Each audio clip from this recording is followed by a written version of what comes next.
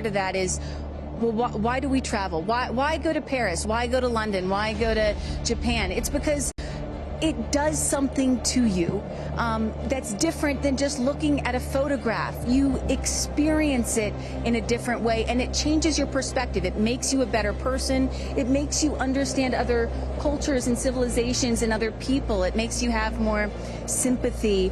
And you hear about the overview effect that these astronauts often talk about when they come back to Earth, and that is where you don't see Earth with borders anymore, and you realize that we are all just one. So I'm excited to see what they have to say. And I'm excited. Look, the moment has come here. So Ariane, walk our audience through sort of what happens next as they are approaching.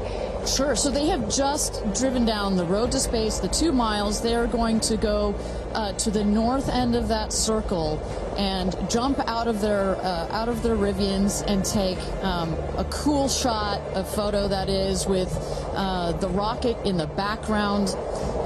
Again, all of this is very tightly choreographed, and we want to make sure that they do this quickly so that they can get back in the Rivians, go back around the circle to the base of the tower. At that point, we're going to get them into the elevator that will take them up to the south tower. That's the one in the background. They will enter into the safety shelter, where they will spend a couple of minutes there while our crew, the Blue Origin crew that is up on the tower, gives the final thumbs up that they are ready to load the crew into the capsule itself. You know, this is safety is paramount at Blue Origin, so we want the minimum number of people out there next to the rocket for the least amount of time. So we keep it fast. We keep all these procedures tight.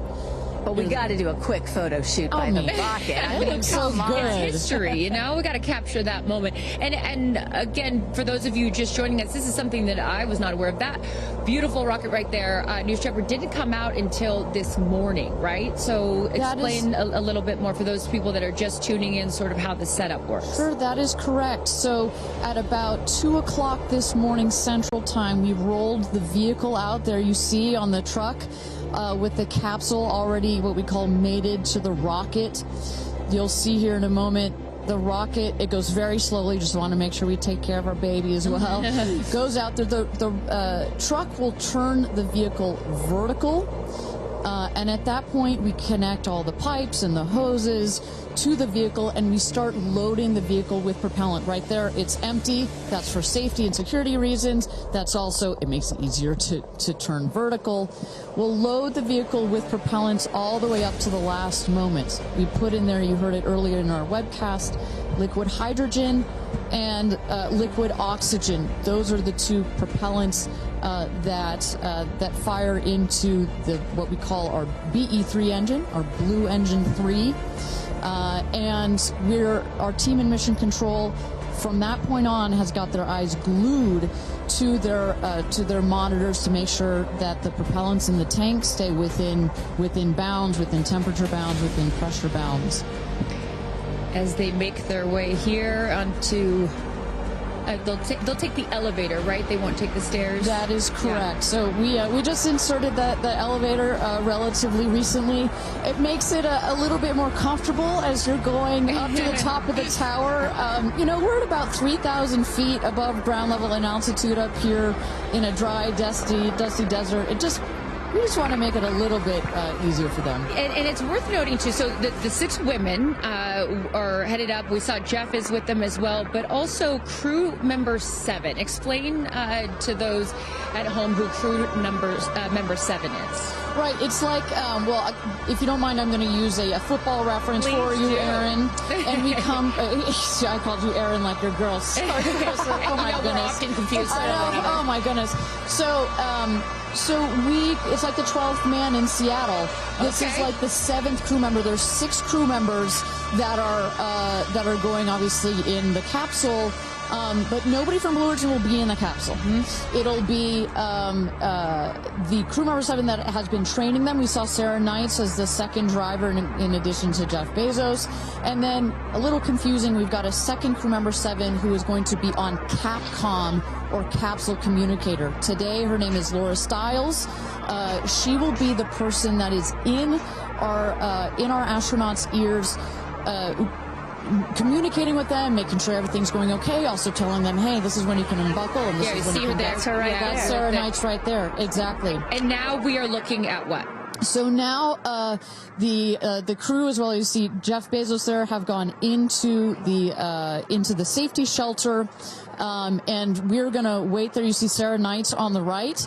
She's gonna just communicate with the Blue Origin team that is at the other tower just next to the rocket to make sure that everything is set and sorted for them to do their final load. This happens very shortly here. We clock it at about T-minus 35 minutes, but we'll only do one already. And in case some of you are wondering what a safety room is or why it's there, it's, again, what Ariane was talking about. You want to keep these astronauts as safe as possible for as long as possible. Of course, they'll be safe when they actually get in the rocket, but just in case anything were to go wrong, we had the chance to go inside this room a few days ago, and it is, I mean, is it a bomb-proof room? Do you want to say that? I mean, it is. It is. Yeah, and you feel it when you're in there. You're like, oh gosh, now this it is feels real. Yeah. And after going up that elevator, you know, for us, I think that's the moment where we weren't even going into space, and all three of us were like, whoa, okay, it gets real serious. Yeah. But I love the access that we obviously have in being able to see these women before they go up. For those of you just joining us, we are T-minus 34 minutes to launch for NS-31, Blue Origin's 11th human flight. As you can see there, a little live look in as them saying some words before they take off. So I know that we had started to expand upon it and then took a shot of the astronauts. So what will they feel? Sort of walk us through the physical part of what they'll experience, Ariane, once they are in the capsule. So once they're in the capsule and they're ready for takeoff, first they'll hear the engine when it ignites. It sounds like a pop. Everybody, listening will also hear that. It sounds like a pop, and the engine roars. We hold the rocket down for about 7 seconds. Make sure it's all ramped up. And during that period, that can actually be one of the most, frankly, nerve-wracking times, because you start to, if you're in the capsule, you start to see the glow of the flame. And here they come. Here we go. Loading into the capsule. And the significance here of the bell, and I should note before I have you explain that, each crew names themselves. They have named themselves the 6 taking up space, as each one is ringing a bell.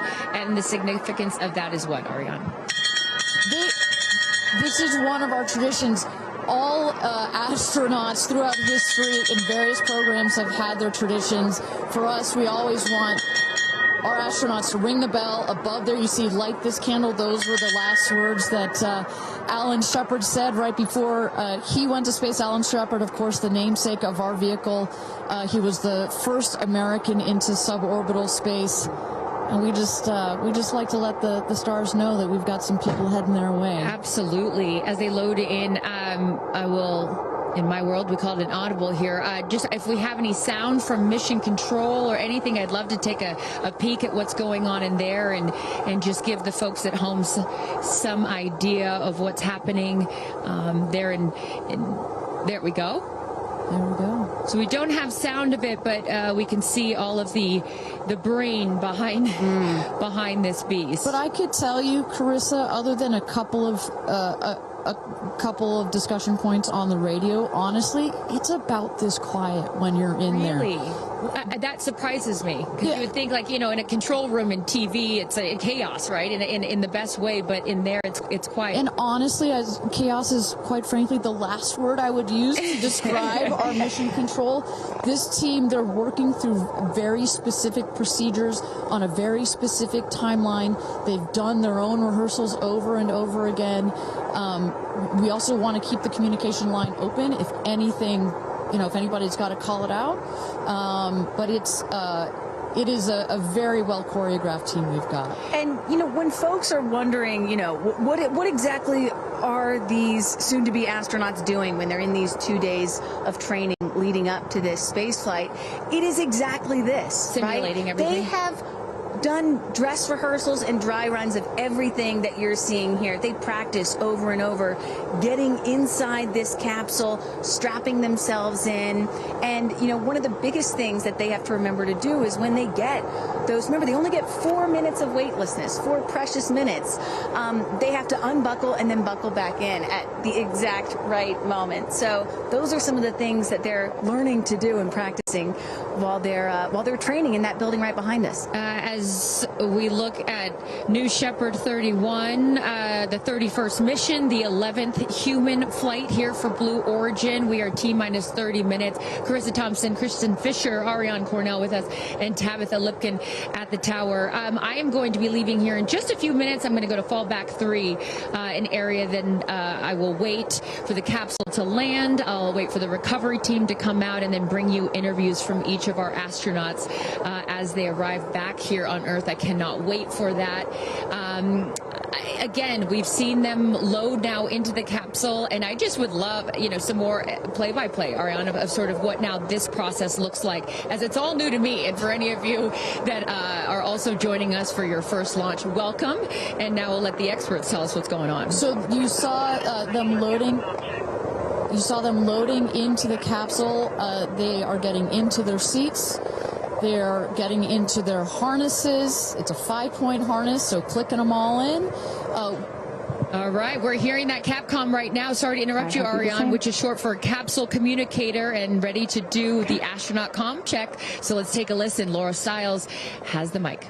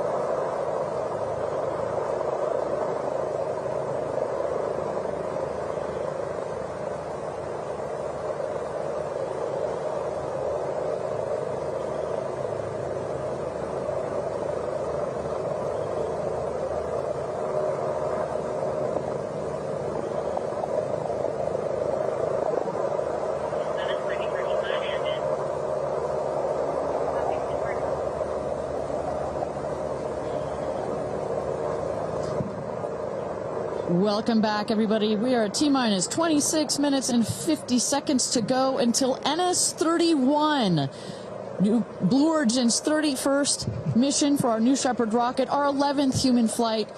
I'm Ariane Cornell here with Kristen Fisher at the desk. Carissa Thompson has left to get into place for her viewing spot for the launch. We are waiting on Capcom, or the capsule communicator, to run the comms check with our astronauts. But Kristen, we were just talking a second ago about what's going on here. You see our crew member 7, Sarah Knights, who's coming out of the capsule there. She has helped load our crew into the capsule, has done just a double check, making sure those seatbelts are nice and tight, as well as make sure that the earpieces and everything are set for our astronauts. I should note, just as we give kind of we got this beautiful aerial shots this morning of the rocket. We have these sunshades you see on the at the top of the capsule, that kind of white square. We've got one there in the foreground, and coming around you'll see another one on the back. Those windows are so large that it can kind of act like a greenhouse in there, and especially down here in the West Texas desert, it can get a bit toasty in there. So we've got some nice sunshade for their comfort. And I love that we can see some of the crewmates inside the capsule as they're getting strapped in. I think you could see Lauren Sanchez right to the left of the hatch right there from that camera shot. So pretty cool that you can see them this close to lifting off. You know, Ariane, I have to say, I might break in. We got experience. Jeff Bezos here. Yep. I'm so excited for you. I don't want to get off. I want to go with you. And when you get back, I can't wait to hear how it's changed you. I love all of you. See you soon. Godspeed. Gradatum ferociter. And there you heard it. Some words of support from Jeff Bezos, founder of Blue Origin, also astronaut himself from our first launch.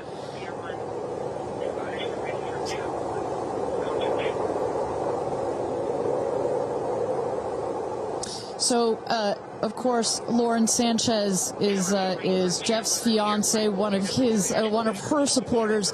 But as we mentioned before, we've got lots of friends and family that are supporting the rest of the astronauts here. They are out at the viewing tower. Let's turn it over to Tabitha. Tabitha, have you had a chance to chat with some of the family members out there? You know, a lot of friends and family have come out here, and it is an exciting vibe. I am standing by with two women who need no introduction. And Chris, I have to start with you. What is it like to be here, and what brought you all the way out here to this launch? Well, Lauren and Jeff, we're here to support our girlfriend and our friends, and I never thought that we'd be talking to you from a space launch. For sure. So this is a really unique experience, and we're just so honored to be here to support them and watch this amazing part of history. And I'm so proud of her. And I just feel like all of the female astronauts that are going to go up today. It's such a big day in history, and it's so empowering, especially my daughter is 7, and just to see something like this. And I mean, somebody said their grandfather was here that's 92, that they didn't even have transportation back then the way that we do now, and now they're going to space. It's pretty amazing. That's Aisha's grandfather. 92 came all the way here. That's where the story, I was like, I heard this story, and you know, he had no airplanes, nothing back in his day. Now he's seeing his granddaughter go into space. That's a beautiful thing. It's really incredible. And how does it feel also to be able to share this with multi-generations within your family? It's really something. It's just Kim keeps writing us because she was supposed to be here with us, and she's studying for law school, so she had a big test that she had to take. Again, something I'm very proud of, but she just keeps calling, going, I have such FOMO, tell me every minute of it. So it's very inspirational, and just super proud of the girls, every one of them. And it's a very brave thing to do, and I think it also just says something, like Chloe said, to my 13 grandchildren. Yeah. And what can you say to that too, for your children? Oh, I just think it's really whatever you dream of is in our reach, especially in today's day and age. And dream big, wish for the stars, and one day you can maybe be amongst them. That's so beautiful. And just before I send it back, any last messages to the astronauts before they take off? I think just great luck. Be present. I mean, I'm so excited. I love the messaging that we keep receiving from the staff here at Blue Origin is don't film it through your phones, look through your eyes, be as present as possible. They will supply all the content that we need and to give to our families, but I love just being in the moment. Yeah, same. And we're gonna excited. Yeah, we're so excited. We're going to be in the moment too here. We're going to send it back to you guys at the desk, and we're going to start watching. Love you, ladies. Good luck. Bye. we had no idea that Chris and Chloe were going to be here, and we're about to be interviewed by Tabitha. So that was a nice little treat. They sure looked the part, you know. Oh, they're ready for their day out here in Texas. I love it. Yeah, and you know, for those of you watching, we're really in the middle of the desert. We're a solid 2-hour drive from El Paso. And as you were saying yesterday, Ariane, you know, you really get the sense like you start in El Paso and the more you get out here, you do start to feel like you're on another planet. I mean, it's got quite a moonscape, Marscape vibe. And our guests that are here today, as we just saw in Chris and Chloe, are dressing the part. Well, so let's bring it back to the real stars of the show, our astronauts. And one of our astronauts that we haven't heard from yet is Gayle King. She has obviously a lot of emotions going into this flight. Let's hear what she has to say from this interview with Tabitha Limkin just a couple of days ago. When I made the decision to come, there were only 3 people whose opinion matters to me the most. Favorite daughter Kirby, favorite son Will, and Oprah. That's my kitchen cabinet. And all of them said, I think you should do it. All of them, much to my surprise, including Oprah. I really thought she was going to say, nope, I don't think you should do it. And she was like, do it. She said, I really think you should do it because you've been talking about it. And when it comes back and you're not on it, you're going to be kicking yourself saying, I could have gone and I didn't. And I don't want to have to hear about it for the next few years. And, you know, I think everybody in this group is a storyteller and explore, and to be able to take this message and tell other people what it was like from our different perspectives, I think is very significant. Do you have a message for the kids watching? You should always know that no dream is too big.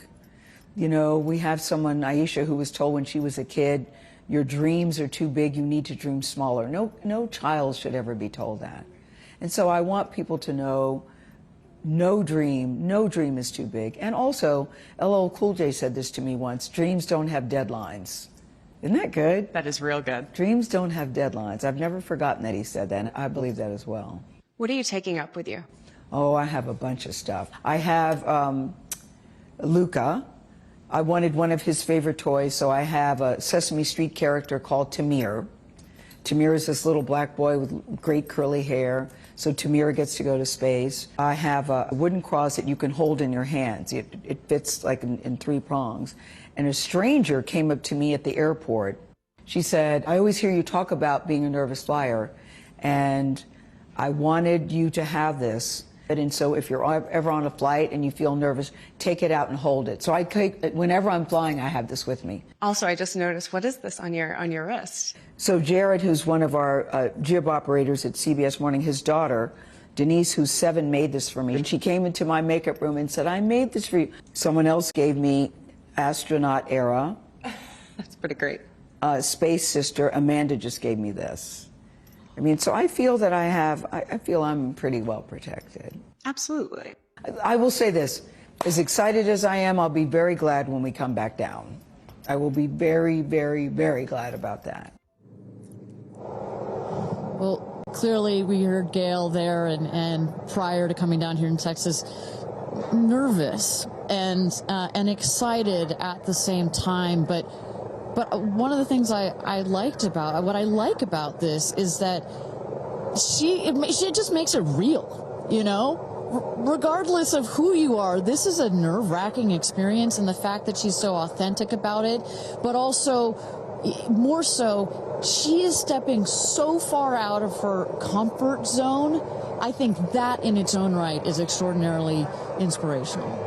I think most people would feel the way that Gayle is feeling right about now. I would. You're about to launch into space. You know, one of the things that I find so refreshing is that, you know, back in the early days of human spaceflight, you had the Mercury astronauts, and they were all white male military test pilots, and they all had to have the right stuff. You could never talk about nerves or being nervous or your feelings or stuff like that. That was the wrong stuff. But now, in 2025, it is the right stuff to be like Gayle King and talk about those concerns and fears and excitement that you have before launching into space like that. And that really shows you just how much the human spaceflight experience has changed over the last half century. or so. And that really is what today is all about. I know there are some people watching this or who have heard about this who are thinking, why should I care about people going into space, you know? Katy Perry, a famous pop star, why should I care about that? And the reason is, it's missions like this that really begin the process of opening up space to everyone, for all of humanity. That's what today is about. And I think we have to, it's not just about today. Today is very, very important, but I think also one of the reasons that I love working at Blue Origin is we think in very long time scales, right? I honestly feel like I'm working at a company that will be here in at least 100 years. And that's how we think about spaceflight. Oh my gosh, look at that cute little kid. She is ready to go to space too. Aww. I absolutely adore that. But we need to be here precisely for kids like that. You cannot, I'm a firm believer that you cannot be it if you can't see it. And that's what this flight is for. It's about inspiring women. Oh, look, talk about inspirational women. Several female astronauts in that group right there. How many astronauts do we have there? I see it. 4 or 5? At least 4 or 5 and counting. It's a tight group that's only going to get bigger of those female astronauts there. You see Kelly Girardi and Cyan Proctor. I see Emily Calandrelli, Sarisha Bandla. I mean, just an incredible group of women that have gone to space already. And after today, in just 15 minutes, we are going to be adding 6 more to that group. It's getting close, Ariane. It is getting close. So with that. Thank you again, everybody, for joining us for NS-31, our 11th mission, human spaceflight mission to space here. We are at T-minus 14 minutes and 30 seconds. Just to give you a little bit of a preview of what is to come, at about T-minus 10 minutes, we are going to have the go, no-go poll. We're going to throw it back to mission control audio. And basically what that is we go through each of the important subsystems, and our flight director, shout out to Michelle Christensen, our flight director, our first female flight director at Blue Origin. She's going to lead that poll, and we're going to go to each one of the groups and say, are you ready to go for this flight? Is your subsystem ready to go for this flight or not? And they will go around the room, and with the final go, no go, it will be game time here in West Texas for this launch. Look at that. Now, this child is a little younger than you were when your parents went to space. A little bit older. Oh, excuse me, a little older, yeah, because I was just 15 months old when my mom flew in space. And, I think about what it must have been like for her to be a first-time mom and training for her first space flight all in 1 year. And she was a part of NASA's original first 6 women astronauts alongside Sally Ride. Of course, it took them, those first 6 female NASA astronauts, 2.5 years for all of them to fly into space. Now, today, Blue Origin is going to send 6 women into space in a single day. I mean, that's pretty cool right there. Incredible perspective. Also, was your mom just 6 months? You were just 6 months old when she started training? She was assigned to her first space flight when she was 8 months pregnant with me. Can you imagine? God, I have a 6-month-old. I can barely fly down to West Texas from Seattle. She gave birth to me on a Friday and was back in the astronaut office on Monday. I don't recommend doing that. As a mom of 2 myself, you're a mom of 2, I probably wouldn't do that. But respect. She did, Respect, that's huge. But I've asked her, I'm like, why did you do that? And she said, because I felt I had to prove something. I felt that I had to, pave a trail for women to come. And so as I'm sitting here today, I'm thinking a lot about what she did, the sacrifices she made to make what's happening today. Again, it's not normal. Human spaceflight will never be normal or routine, but this is the beginning of making this kind of travel. We got 4 moms on board, a grandmother, making these types of people going into space very routine. Now, talking a little bit about that, getting back a little bit into the flight profile and what they're going to feel as part of this now routine flight. So The 6 astronauts are currently in the capsule right now, all strapped in, ready to go. Their audio is working. We are waiting for the T-10 here for the go no go poll. At T-0, you guys are going to, all of us will hear the pop. That's the ignition of the BE-3 engine. It holds down the rocket for about 5, 6, 7 seconds. Inside the capsule, they'll start to see the glow of the flame, and then they will lift off.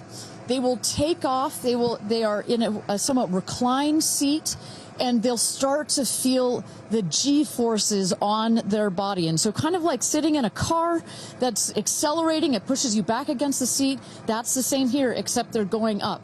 They will accelerate to they'll have 3 Gs. So here on Earth, we're at 1 G. When you accelerate to 3 Gs, so like if you're 100 pounds, it feels like you are then 300 pounds. But Kristen, crazy. It's crazy. But in that reclined position, it's dispersed across your body. Bad. It's not as bad. It kind of feels like a weighted blanket. Oh. And then it nice eases and cozy. up. It's nice and cozy as it gets nice and dark. I'll take a weighted blanket right about now. But they're not, don't worry, it's going to get nice and dark, but there's no sleeping on this. They are going to have the most incredible view out of those windows. The capsule will separate from the booster. That's when they're going to feel weightlessness. They'll get the about 4 minutes to unbuckle, enjoy the weightlessness, enjoy the insane views out of those windows. They'll buckle back in, come back through the atmosphere. That's actually when they're going to have the peak G-forces. They peak at about 5 Gs. Which is kind of counterintuitive. You wouldn't think that you would feel the max G-forces on the descent, but that's when you do. But that's when you do, and it's kind of like, because you're coming back through the atmosphere, right? It's thin up there. You come back through the atmosphere. It's thick. It's kind of like diving into a pool. It kind of goes whoosh against you at 5 Gs, but then it eases back up. And we deploy the parachutes, and they come floating down at about 10 to 15 miles per hour for a nice soft landing here in the desert. At the last second, there's an air cushion that comes out. Go. Booster. Here's go, Paul. Go. Ground. Go. And go. Go. Safety. Go. Capcom. Go. Engineering.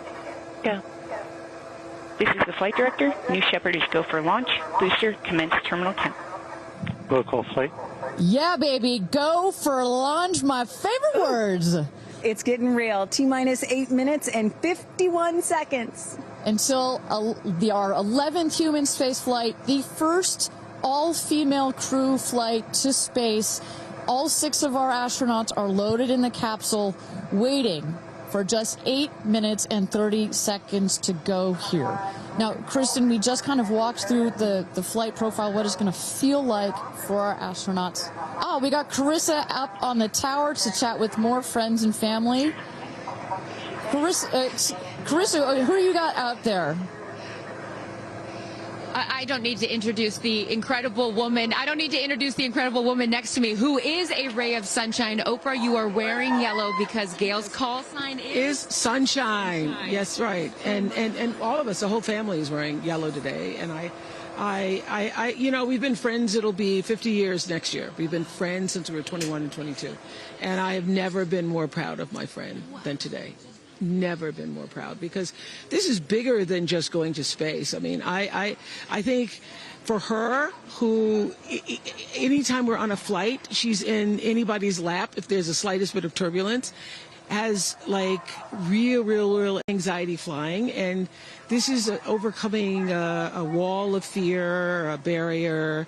It's I think it's going to be cathartic in so many ways for her. She told us that she was surprised that you told her to do it. Why did you want her to do this? Because I think life is about continuing to grow into the best of yourself and the fullest expression of yourself. And I think that this is one of the most fullest expressions you can possibly have.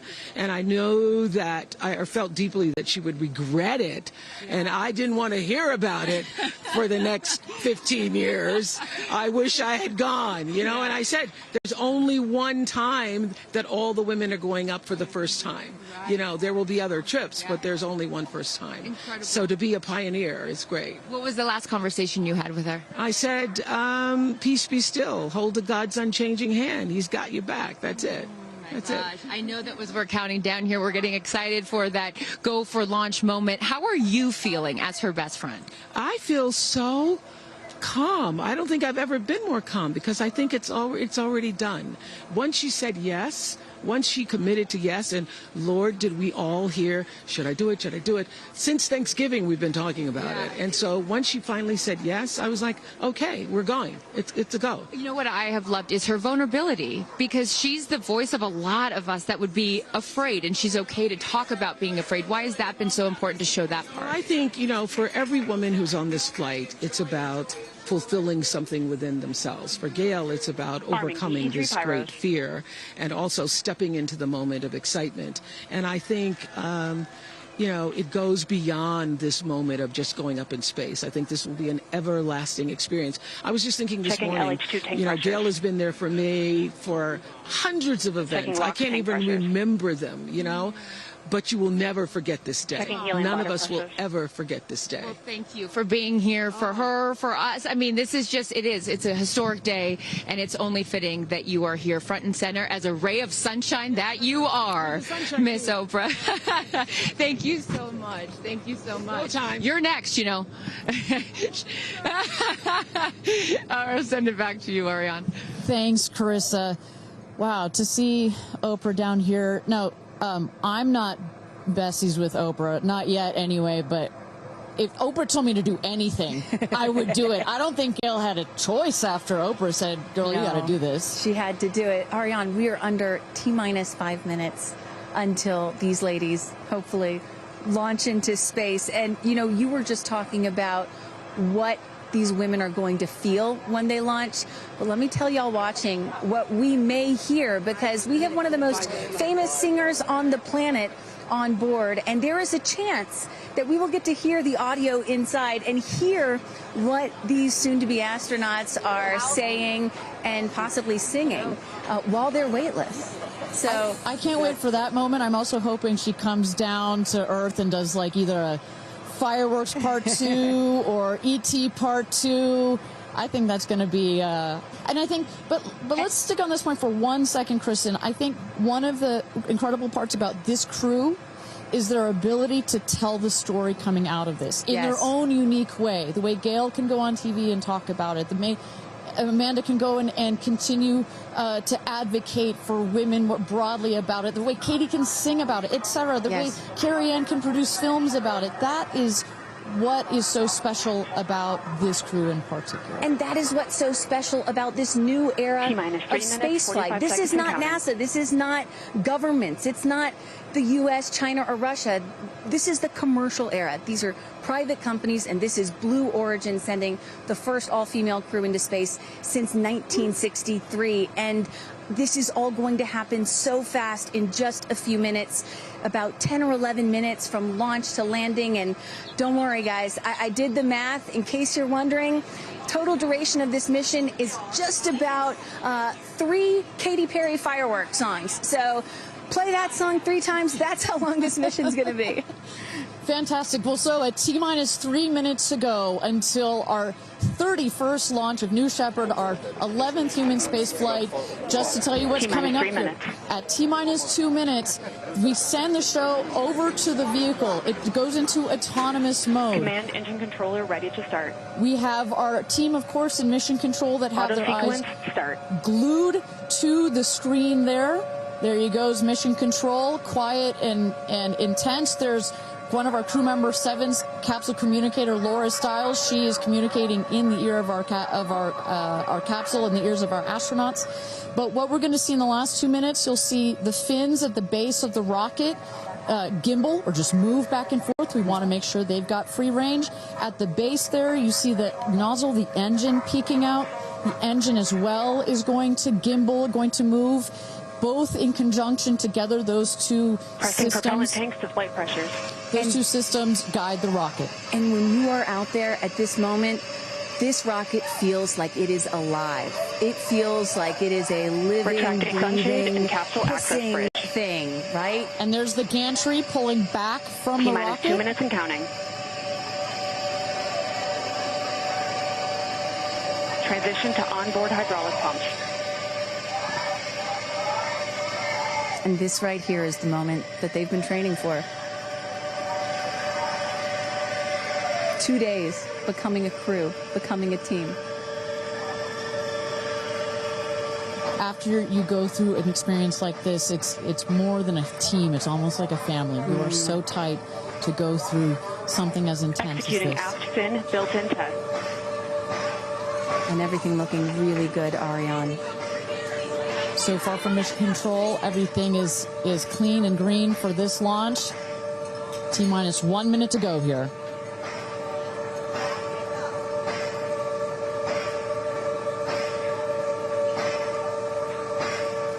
Engine thrust vector control built-in test in work. Vehicle is now on internal power. So in a moment here, we'll see those, what they call the bit checks, the built-in test checks. As you mentioned, Kristen, inside the capsule, you know, as you said, this is like a bridled beast. This thing wants to take off. Switch to onboard helium. Here we go. Good luck and Godspeed, ladies. We're cheering you on from Let's planet launch Earth. this Thrust rocket. termination system is armed. T-minus 22 seconds and counting.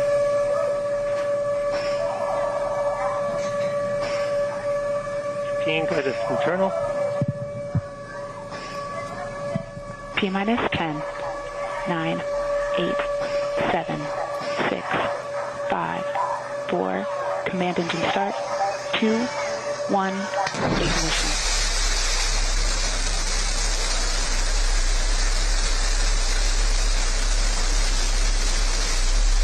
Liftoff. New Shepard has cleared the tower.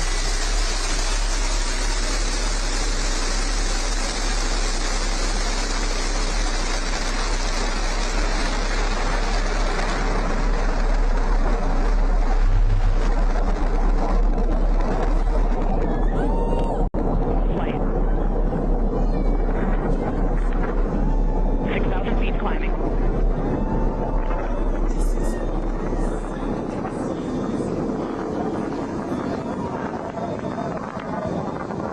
Begin throttle down for Q limiting. Engine response looks good.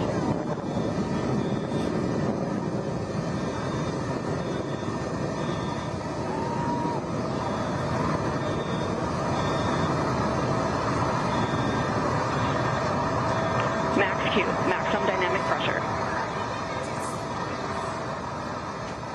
Mach 1, vehicle is supersonic. Engine back up to full throttle. Supersonic, we have passed through max Q, maximum dynamic pressure. That's when the vehicle, the stresses between the atmosphere and the speed are at the maximum. So to punch through that is so important. You see the BE3 engines is firing beautifully. You see the stream of steam behind it. Those ladies right now are having an incredible view on their way to space. Passing through 80,000 feet, 1,300 miles per hour. You're going to peak at about 2,300 miles an hour over Mach 3, 3 times the speed of sound. Shortly coming up, we'll have MECO, main engine cutoff. We will turn off the engine, but the two craft, the capsule and the booster, will continue their ascent to space. Stand by, MECO.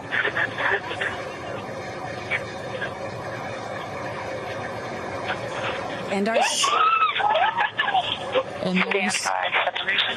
you saw the main engine is turned off. We're now going to separate the capsule from the booster, and at that point, Kristen, that's when all 6 astronauts are going to start to feel the weightlessness, and shortly thereafter, we're going to let them unbuckle. And that right there is the most critical milestone of this whole ascent. Oprah watching her best friend go to space.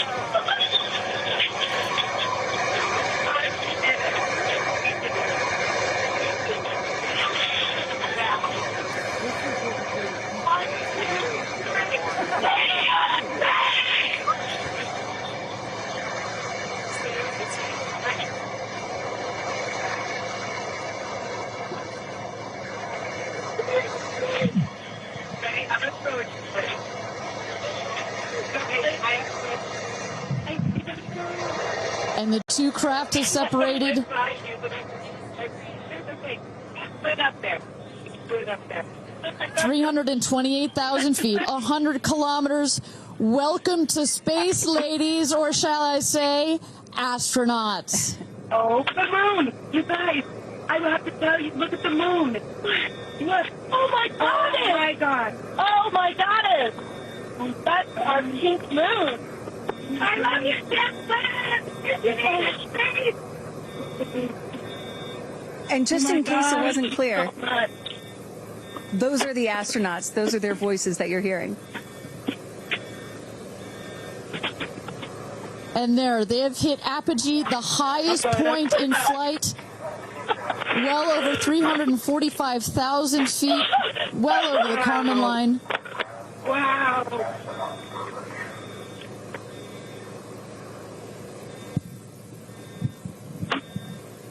And at this moment, the astronauts have unstrapped from their seats. They are floating. They are weightless. They are experiencing zero-G for the very first time in their lives. And Katy Perry did say that she was going to sing in space. I'm waiting for it. Waiting for it. 1 minute warning. 1 minute warning. So that is Capcom indicating a 1 minute warning for our astronauts to take in those last views before they get buckled back into their seats.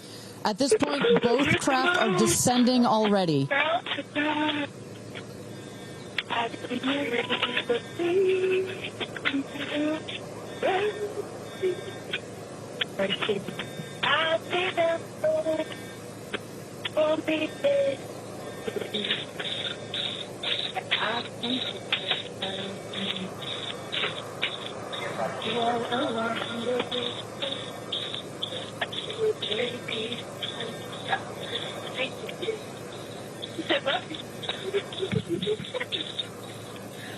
my God, guys,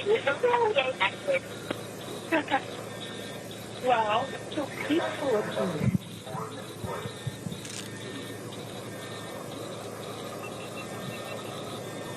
And you hear Dragon, report status. Copy, with report status.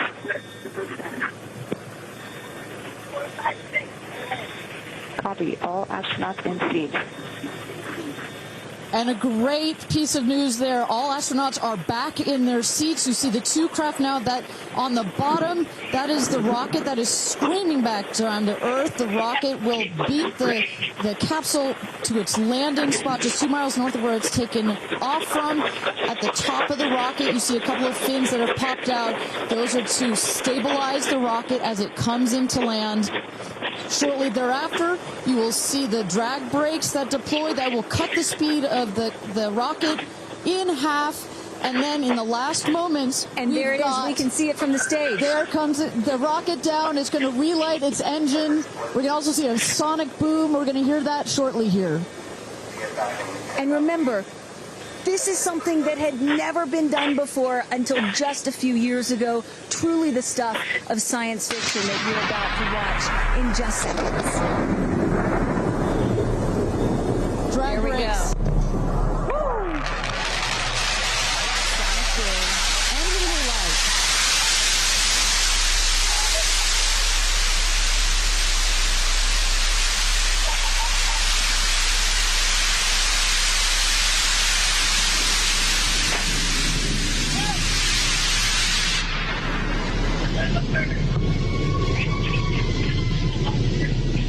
And booster touchdown, welcome home, New Shepard. Picture perfect landing right there. Picture perfect landing. Right on target. See that dust kind of creates this dramatic cloud that reveals the beautiful rocket that has just taken these ladies up to space and back. And I love the echo across the mountains. Is that what I was hearing there? That's what you were hearing. You heard the sonic boom, then you heard the engine relight, and all of that reverberates in this big, beautiful valley in West Texas. Stand by, folks. Stand by, folks. All right, shortly here, we're waiting to see the drogue parachutes deploy from the crew capsule. Those are like the guide parachutes. There go the drogue parachutes. Just free falling right there until those drogues came out. And then next will be the main parachutes that get pulled out. Hear that screaming inside the capsule? And all 3 parachutes reefing, and they will slowly inflate,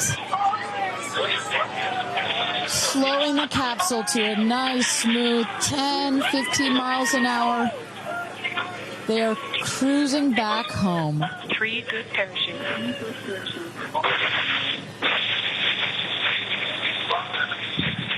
And I tell you, Kristen, from having gone through all of the simulations, I have gone through all of the training. They put you in the capsule that simulates all of this, including the sounds, and when you hear the motors of the parachutes pop out, that is the best moment in flight. Because I know Blue Origin does everything they can to make this as safe as possible, and y'all have an impeccable safety record, but it still has to feel really good when you know that you're coming back to Earth with those parachutes fully deployed.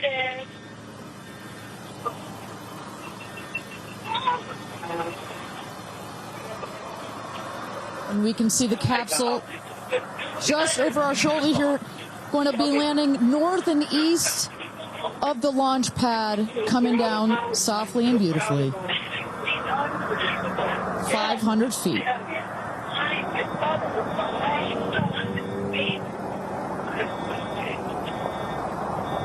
And you will see a puff of smoke when it touches down, a puff of dust. That's normal. A puff of dust, last milliseconds, air cushion that will kick up the dust. It's a very soft landing despite the sporty perception. There it is.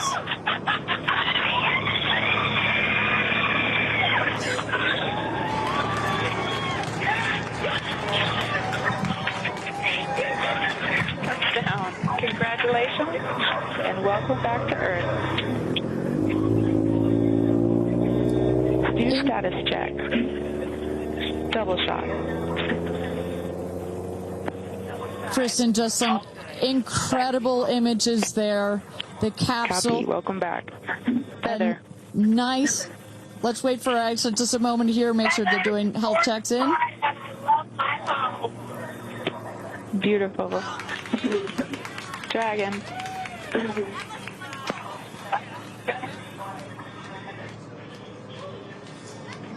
Yes, and as you heard it there, everybody seemed to be just as ecstatic to be back here, back on Earth. Everybody appears to be fine. Beautiful shot there of the capsule down in the desert. As we were just saying, it looks like a tough landing, but it is an air cushion in the last milliseconds that just makes it even softer. I will also note the parachutes landed very close to the capsule. That's just an indication that there's not very much wind out here today. A beautiful day for a launch and landing.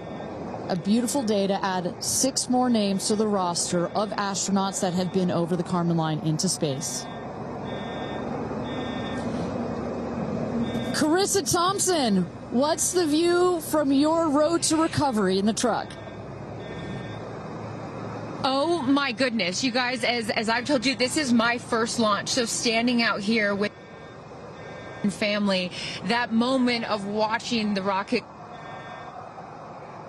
and both incredible emotions, relief, excitement. You saw Oprah's emotion, Orlando Bloom, as I was walking jump in the car to go meet everybody and recover, he was like pretty good. So I can only imagine how these astronauts, now that we can officially deem them astronauts, are going to feel. I can't wait to get their reaction. We are headed out there now. I will check back in with you as soon as I have them. Sounds good, Carissa. And as everybody can see, she is those recovery crews are screaming out there. So we actually send them out as soon as we spot the capsule. And there's little Rose, Katie's daughter, who is just Daisy, excuse me, who is just seeing her mother go to space and come back. I'm sure she cannot wait to say hello. So, but as I was mentioning, the recovery crew is heading out there. We send them out as soon as we can see the crew capsule and spot the crew capsule descending. There will be at least 2 trucks that go out there. What you'll see is they will come around the capsule.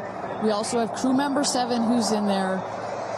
She will run out, go around to each window, make sure that each astronaut is fine, and the recovery crews will safe the capsule before we exit the astronauts. You know, it's hard to pick a favorite moment, right? Launch, landing, it's all good. But the moment coming up might be my absolute favorite, right?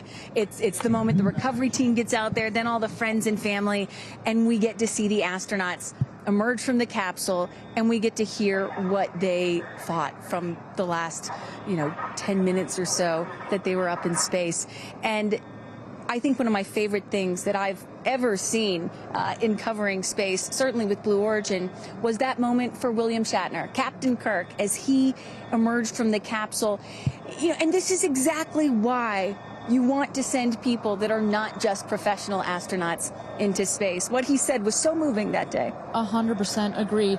But it's not just the astronauts that are here that are being moved by this event. We've got Tabitha that's with some of the friends and family out there. Tabitha, give me an update from the viewing platform. I mean, not a dry eye in the stand, I tell you right now. Chloe, I just want to know from your perspective, that moment, what was it like? I don't think I realized how emotional it was going to be, and I literally had chills all over my body from the second it launched until the moment I just saw it land. And it's sort of hard to explain, because I don't think you would be that emotional, but it's incredible. It takes your breath away. And I feel like I have all this adrenaline and I'm just standing here. Right? It's very true. Same. It's really, first of all, we're so thrilled that the girls are safe and everything went so well. And so that's a relief because, I'm sure there's a lot of nerves up there, but to hear the girls screaming and having such they said they saw the pink moon. Yeah. I heard the audio. I was like, that is the coolest thing. So I cannot exciting. wait to get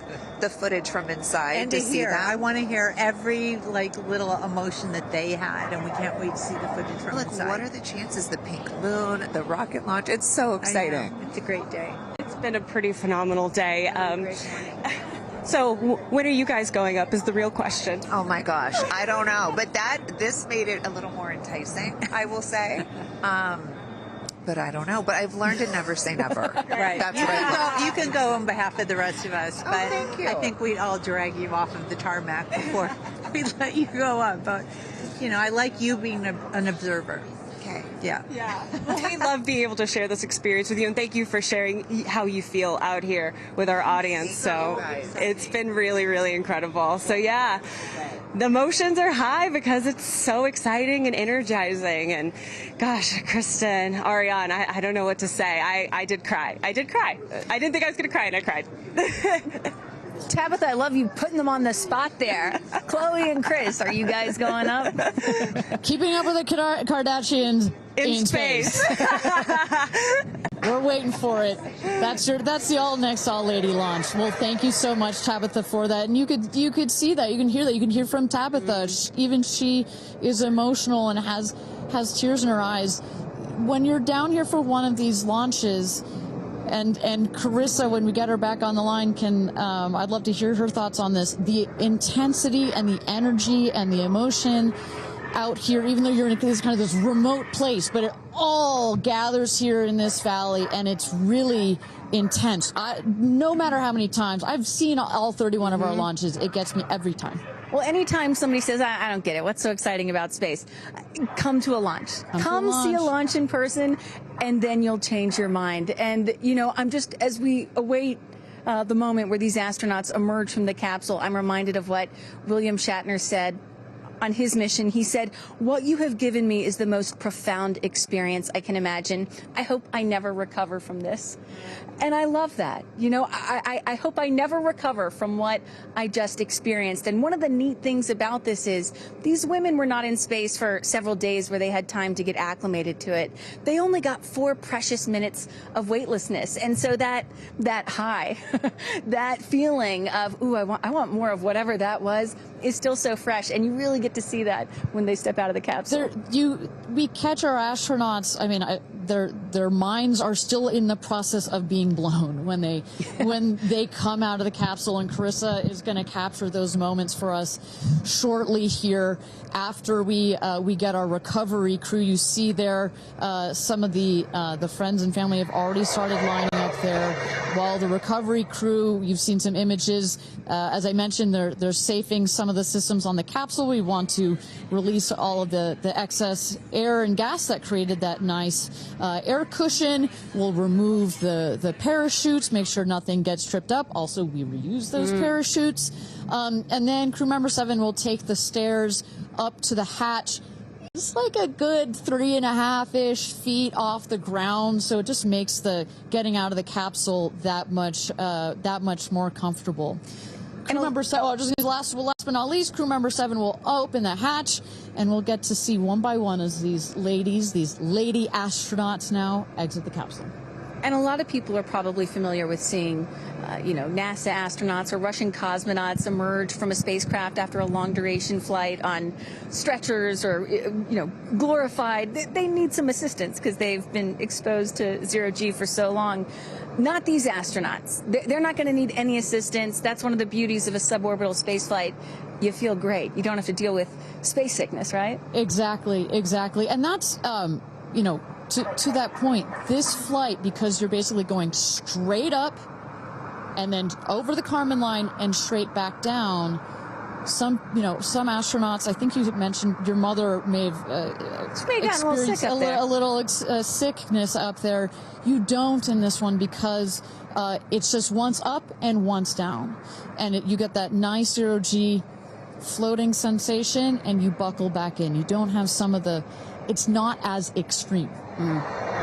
So do you have an astronaut that you're looking forward to hearing from the most?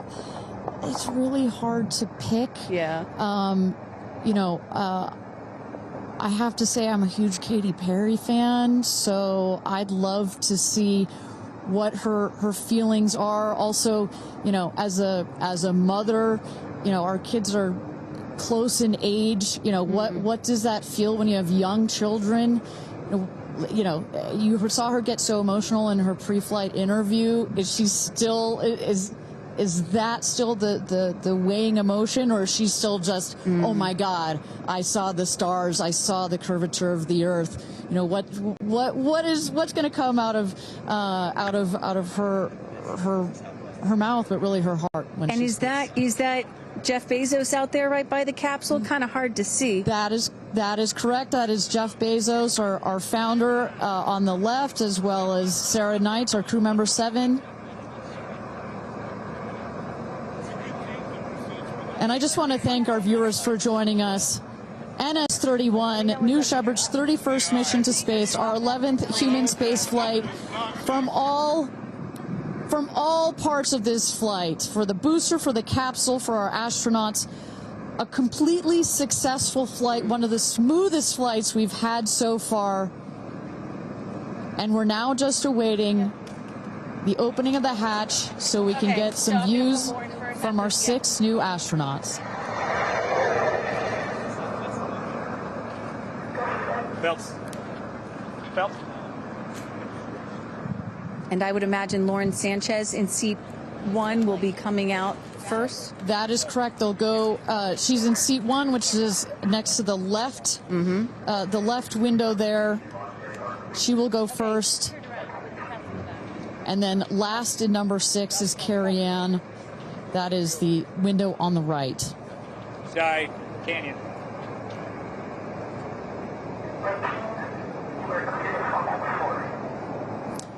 See those vans arriving. Those are friends and family.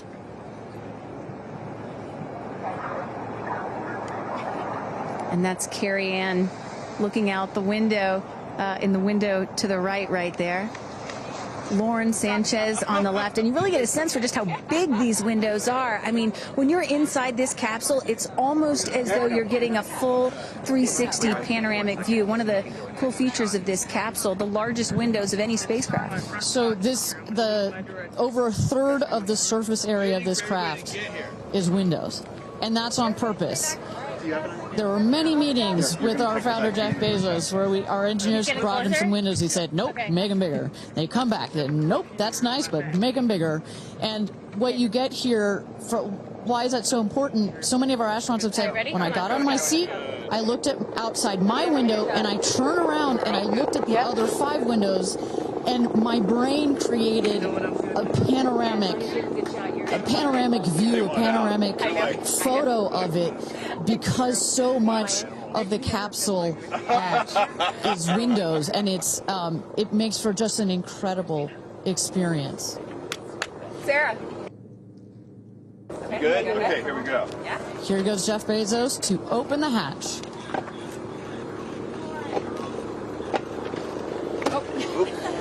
She didn't really close it again. Come on out, guys. Yeah, of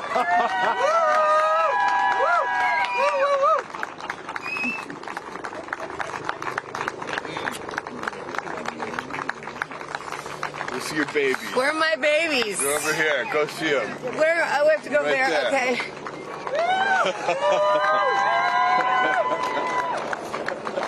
Katie! Woo!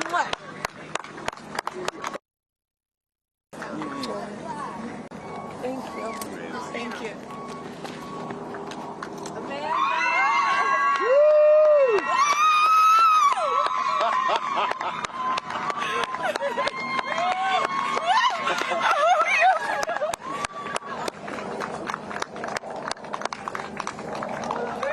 Aisha!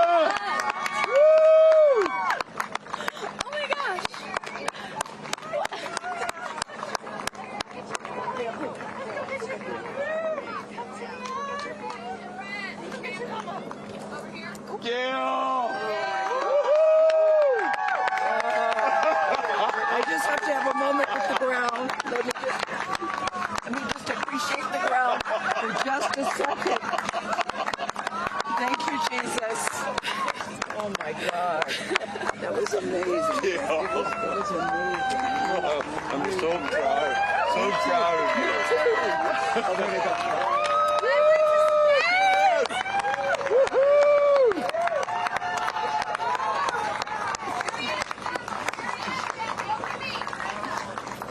Amazing. I'm so proud of you. Kerianne, we got your people over here. Come right around the bushes here.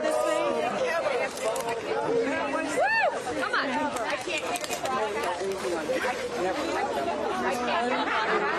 I have no, it's not working. So someone just tell me when we're on. Does anyone have our on? All right, and you just saw it there. All 6 astronauts coming out, all ecstatic. Katy Perry and Gayle King both kissing the earth. Very happy to be back down here, but clearly ecstatic. I don't know about you, Kristen, but my favorite was Lauren coming out and saying, "Where are my babies?" Oh. And I also loved Katy Perry holding a daisy, I believe, and holding the daisy up to the sky after her daughter Daisy. Sweet moment. With that, let's turn it over to Krista Thompson standing by outside the capsule. I don't really have words for it. Oh my God, Lauren, I want to cry just seeing you. I'm so proud of this crew. Like, I mean, Gayle, you know, we were just talking in the capsule, doesn't even have ear piercings. She's so afraid to do anything. And she got in that capsule, and I think, like, it profoundly changed her. I mean, for me,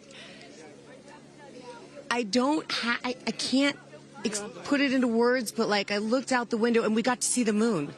And it was pink. Was it pink? Full moon. It wasn't pink, but it was almost full. And Earth looked so, it was so quiet. It was just quiet. And is it what you expected? No. Better. Yeah. I don't think you can describe it. Because, you know what I was saying? It was like quiet, but then also really alive. And you look at it and you're like, we're all in this together. Like, that's all I could think about is like, we're so connected, more connected than than you realize, because you just see right here, you see like, states and all these things that like divide us, but we're not. And what is your emotion? What makes you emotional? Joy. Complete and utter joy and gratefulness. Like, it makes me want to come back and just hug everyone and be like, oh my God, we're in this together. Like, that's what this is. And Jeff had told you that it will change you more than you know, and I know you're only a few minutes removed from the capsule, but I can tell already. Emotional. Yeah. To be this I did. I'm like, I don't cry that often. So I didn't expect to be this emotional, but it's also all the love that was in that capsule, and all the heart and the feelings and all the things, and like seeing Jeff before I left, I just went, I had to come back. I mean, we're getting married. If I didn't come back, that would be a bummer for me. Only you, by the way, would say this to me. You said, Jeff, if you don't want to marry me, you don't have to send me to space. Don't have to send me to space. What an incredible experience for you. But the fact that when you're in there, we got to hear some of your audio, but give us some of those moments when you guys, just from the second you took off to the second you landed, describe, if you can, for us what we didn't get to hear. It was a feeling of joy and and camaraderie. It was a feeling of gratefulness. It was a feeling that we're doing this. And Alan Shepard, I told you about this, did this same exact flight, and he became the first American in space. And 6 women just did the same flight that he did it. Oh, I just want to keep hugging you. It's really cool. Yeah. And I hope that more people get to see this, because I feel, I don't even know how much it's going to change me. And I want to thank the Blue team. I mean, look at them. I mean, they work so hard to make sure this vehicle gets up and safe. And I'm so proud of you. I'm so proud of you. It's one thing to say you're going to do it. It's another thing to actually do it. And I know there's a phrase in your family that life takes off on the other side of fear. And here you are, just having landed back on Earth. And now you are officially, Lauren Sanchez, already adding to your extensive resume, you are an astronaut. Congratulations. Thank you. I'm very excited. I'm excited to share it with the world, and I'm so grateful to everyone here. I love you. Go be with your family. But to process and download what just happened to me. Well, get on in here, Amanda. Someone that can now articulate exactly how Lauren is feeling. Lauren being so candid about overcome with emotion. How are you feeling? I know, Amanda, this has been a dream of yours, a long-awaited dream, and now it is finally official. You are an astronaut. Congratulations. Thank you so much. I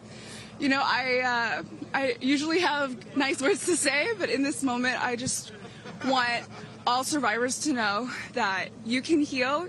No dream is too wild, and that if it's so wild out there, like going to space, you can absolutely make it through, and it can absolutely be possible.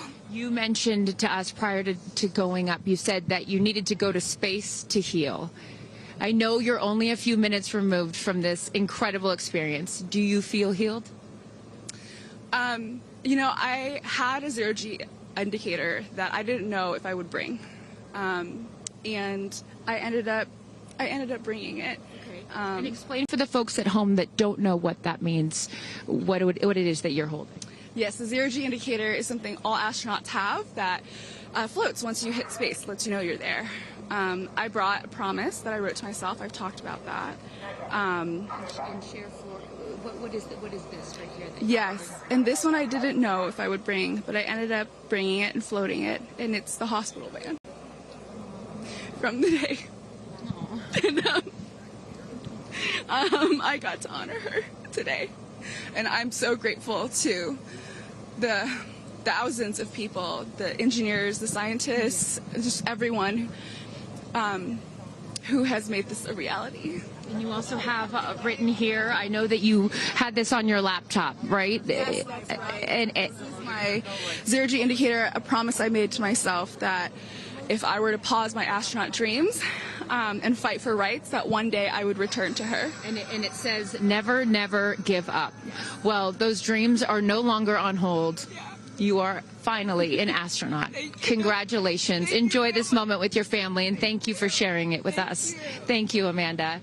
Kerianne, you said to me yesterday, you said, when I get out of that capsule, I'm going to be an emotional wreck. And I think what I will just say, for anyone that has never had the great privilege of being here, this is my first time at a launch, and it is very emotional. Describe, if you can, how you're feeling.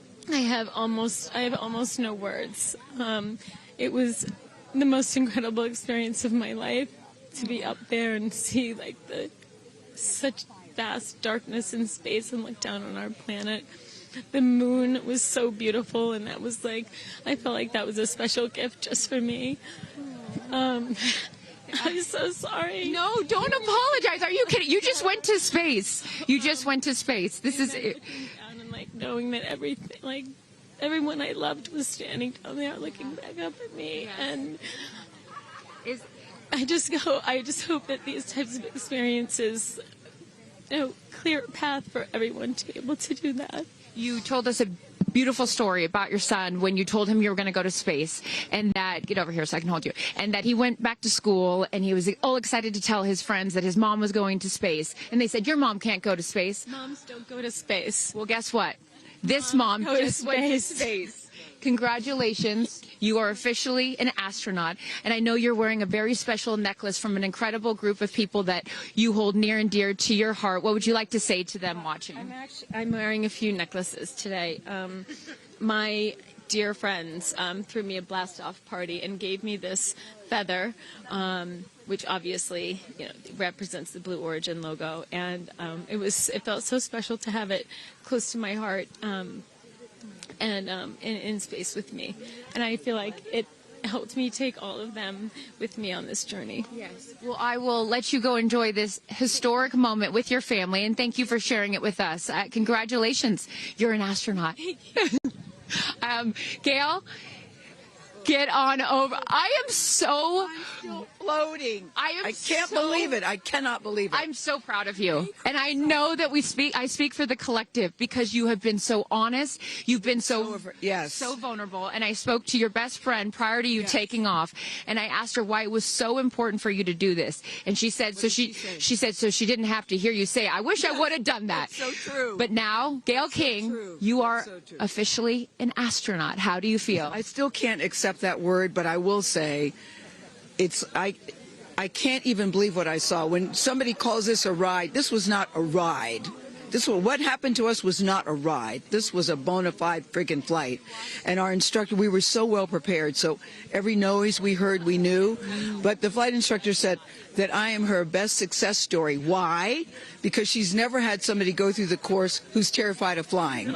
Everybody who's gone through the course is somebody that it's been a lifelong dream. They wanted to do it. So she said, I'm her best success story. I'm so proud of me right now. I still can't believe it. I still can't believe it. I was just going to say, prior to the launch, you said that you would be so proud of yourself if you went through with this. And you did. What was the best part, Gayle? It's oddly quiet when you get up there. It's really quiet and peaceful. And you look down at the planet and you think, that's where we came from? And to me, it's such a reminder about how we need to do better, be better. Do better, be better human beings. And what do you mean by that? Processing. Well, it's so nasty and so vitriolic nowadays. And I mean, if everybody could experience that peace that we had up there, and the kindness and what it takes to do what we did, all the people that it took to get us up there and get us back safely, I'll never, ever, ever forget. And when we were up there, have you talked to Katy yet? I have not. Okay, no. When we were up there, after zero G is very difficult. All the training about this is how you get in the chair and this. I look like a friggin' moose getting in the chair. It was like, just let me get in the chair. Let me get the seatbelt on. But, we had a very do this. How would you describe it? It's very difficult because you're floating. But the best part was when we got back in our seats after zero G's, Katy sang "What a Wonderful World." She did? Isn't that nice? Oh, come on. She sang "What a Wonderful World." I see dreams. Oh, yes.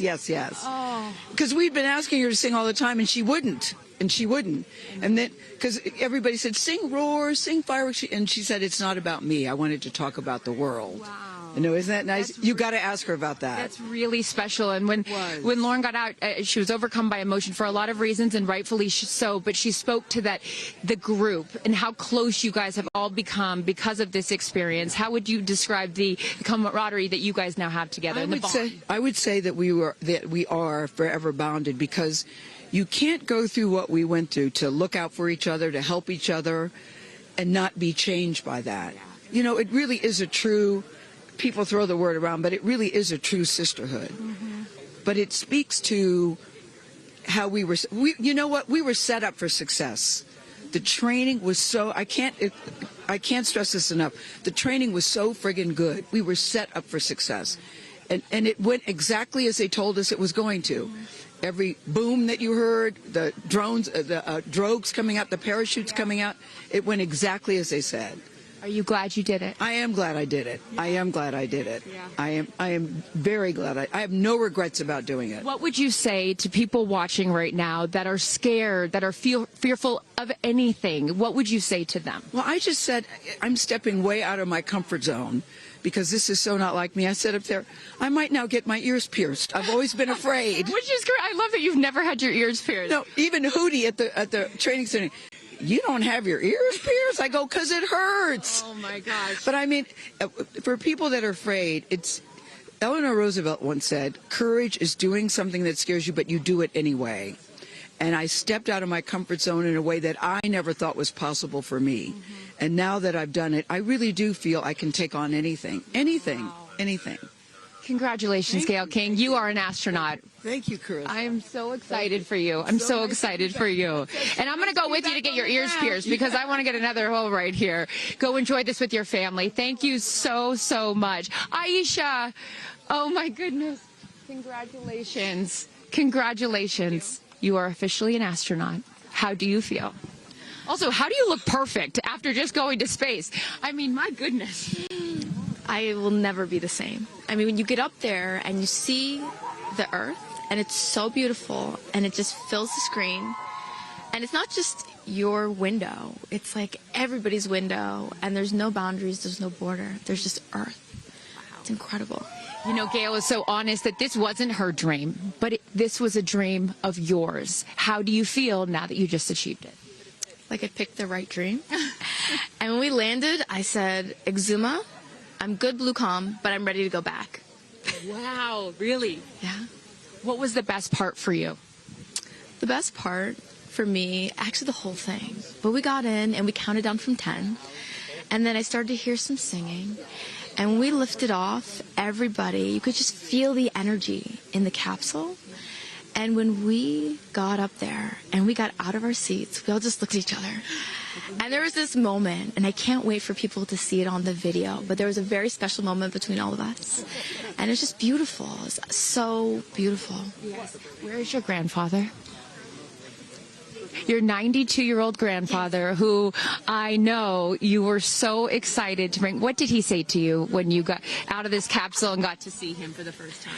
He said, I was really worried for you, but then Oprah squeezed me. Oprah has a way of making us all feel just a little bit more at home and a little bit calmer.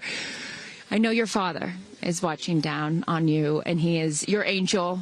What do you think he's thinking right now in heaven? I think he was like, woo! To have the opportunity to have flown his star in my flight bag and to have a perspective that very few people get to have of Earth, I just feel a renewed connection to everything in life and where we are, and I can't wait to go back out there and pour what I've learned into the world. You have given so much to so many, and I know there are a lot of people watching right now, some young boys and some young girls that are inspired constantly by you. What would you like to say to them? Dream it, plan it, and go and do it. I never really thought I could go to space, although I really wanted to go. And today just confirmed that dreams are real, and sometimes reality is wrong. Your dreams just came true. Congratulations. Go enjoy this with your family. Thank you for sharing your experience with us. Katie. No, you're not the crier of the group. Feeler of the group. No, you are not. I'm crier. I'm going to tell you something right now. You are officially an astronaut. Thank you so much. How do you feel? I feel super connected to love.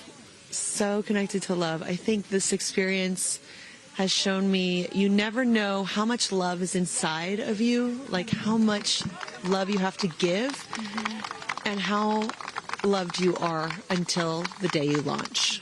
We had these incredible shots of Daisy watching you as the rocket, it'll make me cry, as the rocket's going up, and she was so proud. Just kept saying, Mommy, Mommy.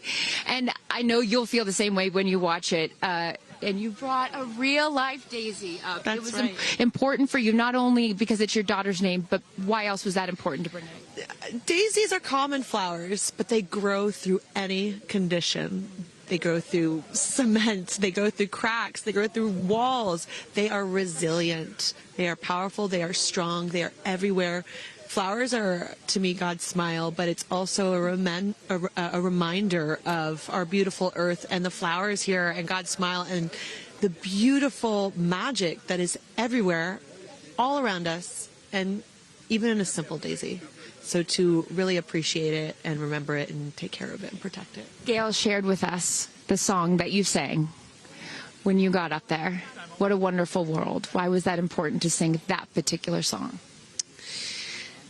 I've covered that song in the past, and obviously, like, my higher self is always steering the ship, because I had no clue that one day I would decide to sing a little bit of that in space. But I think that it's not about me. It's not about singing my songs.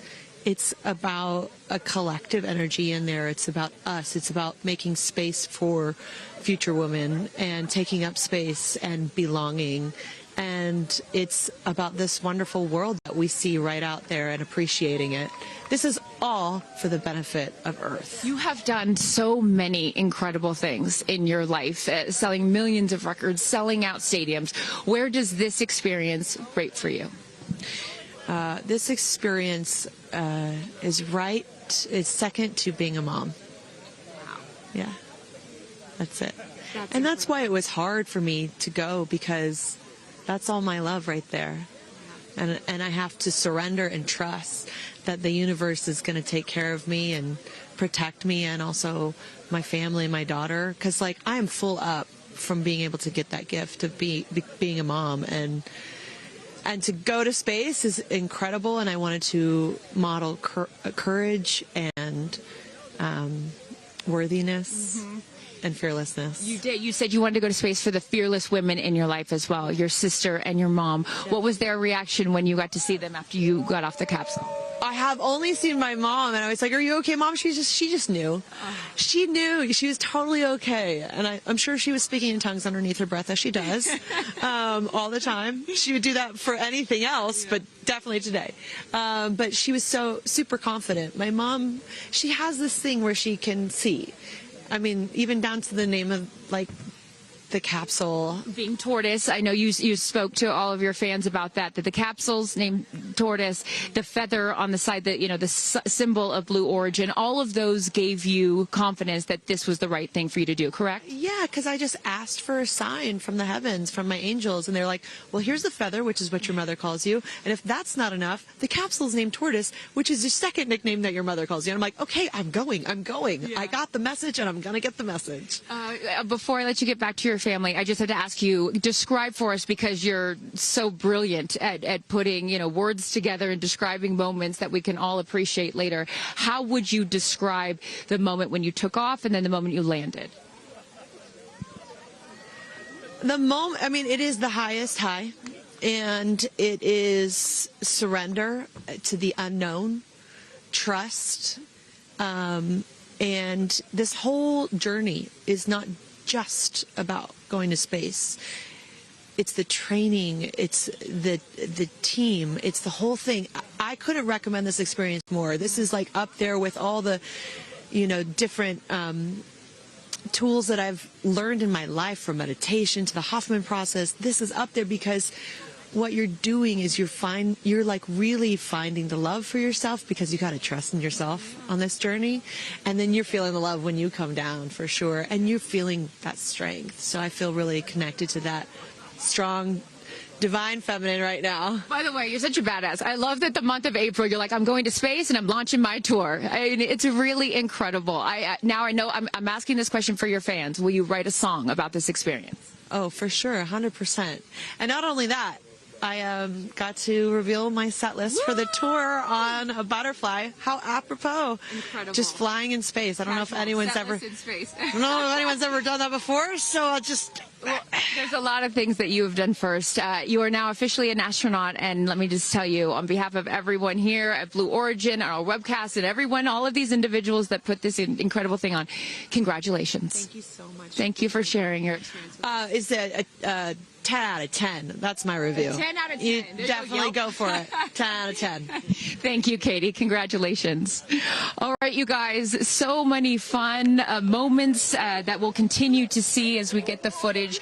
But I'm going to send it back to you and let these incredible astronauts enjoy their time with their friends and family. Thank you so much, Carissa. Wow. Kristen, I mean, 6 inspirational women in their own right, eloquent.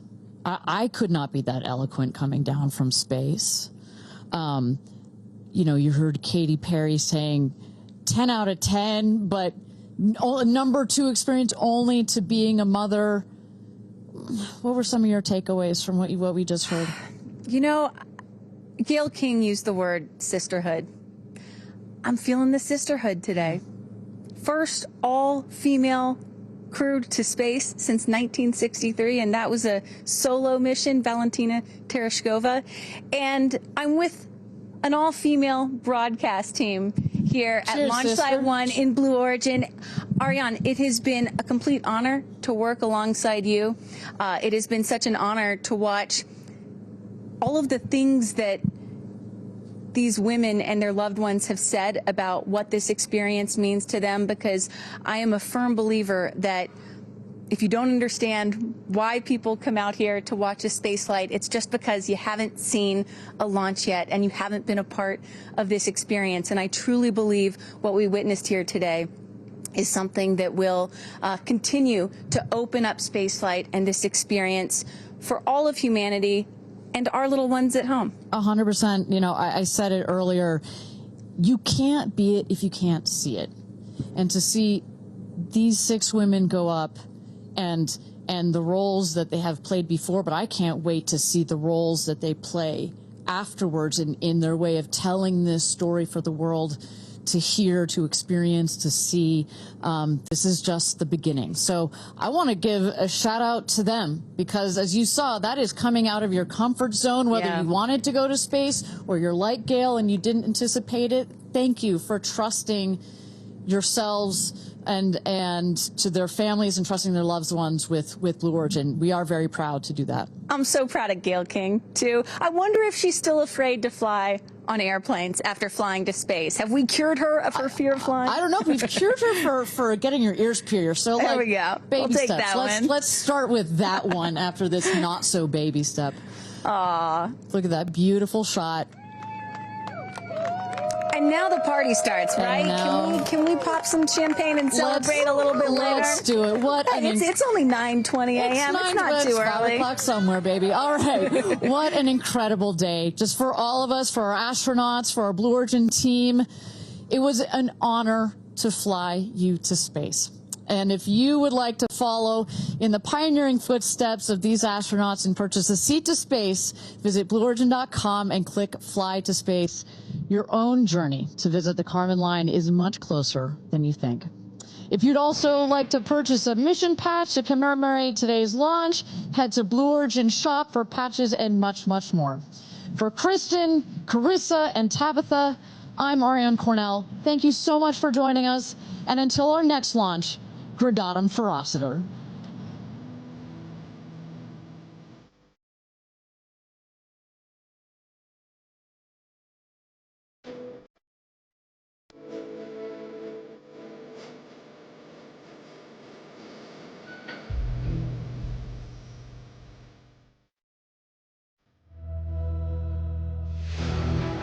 Have you ever dreamed of going to space? A once-in-a-lifetime journey is closer than you think. To book your flight, visit blueorigin.com and click Fly to Space. Tell us as much as you can about yourself. Once we receive your inquiry, our team will reach out to guide you through your journey. It's your time to join the new generation of astronauts.